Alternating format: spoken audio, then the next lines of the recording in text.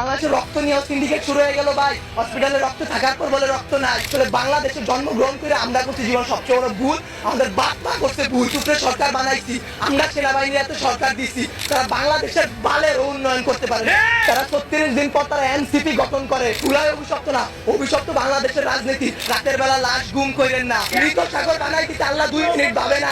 রাউন্ডে পানিতে ভাসাই দিতে আল্লাহ 2 মিনিট ভাবে না। আমরা তো পাপিষ্ঠ জাতি, আমরা তো খারাপ জাতি। আমাদের ডুবাই দিতে আল্লাহ 2 মিনিটও ভাববে না।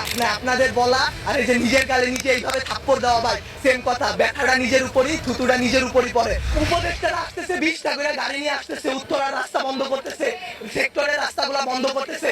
এতে যাদের যে সন্তানগুলো আহত হয়েছে, নিহত হয়েছে, তাদের বাবা মাদের ঢুকতে দিতেছেন না আপনারা, ঢুকতে দিতেছেন না আপনারা।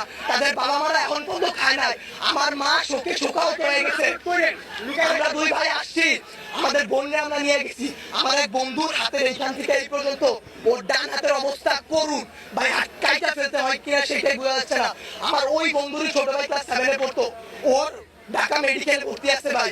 কি করবো বলেন? আপনারা যে নিউজ দিতেছেন ভাই, মিনিমাম মারা গেছে 150 থেকে 200-র উপরে। আপনারা নিউজ দিতেছেন এইখানে 10 জন, ওইখানে 1 জন, এইখানে 2 জন।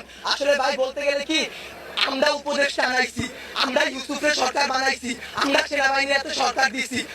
গালি ভাই ওই যে চিত হয়ে ফেলে কার উপরে পরে, নিজের উপরে পরে। ওইরকম ভাই গালি দিলেও নিজের গায়ে খারাপ লাগে।